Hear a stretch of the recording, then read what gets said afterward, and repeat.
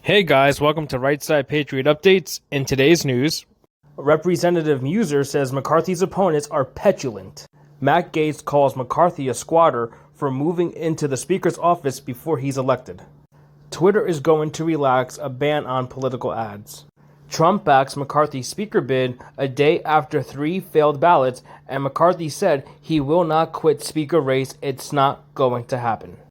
Mitch McConnell reiterated his support for Kevin McCarthy to become Speaker of the House. Ronna McDaniel believes disinformation campaigns are messing with her polls. Jim Jordan says there's no chance I'll become the next House Speaker. Democratic Colorado governor is sending migrants to New York City and Chicago. China is claiming that its COVID outbreak came from the U.S. The FDA is allowing abortion pills to be dispensed at retail pharmacies. As of January 3rd, Pelosi is no longer Speaker and Liz Cheney is no longer in Congress. Liz Cheney increased her wealth by $36 million after serving 6.5 years in Congress. The FBI still has not arrested a single person for attacks on 230 pro-life churches and pregnancy centers in 2022. Kevin McCarthy loses third vote for Speaker of the House. Jim Jordan picked up 20 votes, and the House is adjourned until noon tomorrow.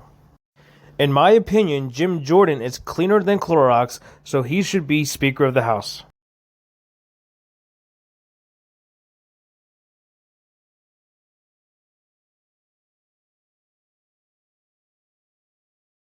According to Mark Z, from the banking side, I got one great message overnight that simply said, shit has started.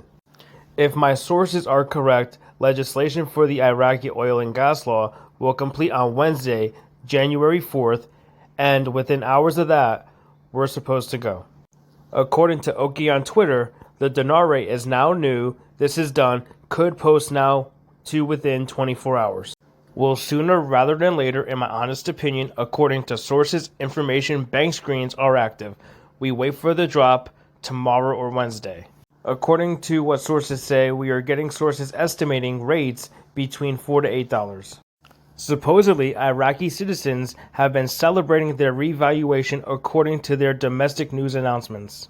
According to somebody on Telegram, I just called my bank in Manitoba, Canada, and they will buy Vietnamese dong from me today at $1.39 exchange.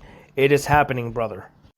According to Bruce, a U.S. Treasury contact who has strong connections, said all tiers would start receiving notifications sometime in a 30-hour window. That would start Eastern Standard Time at noon, January 4th. And supposedly, the new UST notes should be coming out on the day we start our exchanges on the 4th or 5th of January. Bruce also said a bondholder paymaster said they would receive their funds on Wednesday, the 4th of January, and those funds would be active on the 5th of January. Mass arrests were ongoing. There have been many high-level elites arrested with a dozen or more yet to be picked up. There were 5,000 U.S. banks that did not meet Basel IV compliance protocols by January 1st, so they were closing. Many of the U.S., Mexican, and Canadian banks were consolidating or closing because their services would no longer be needed.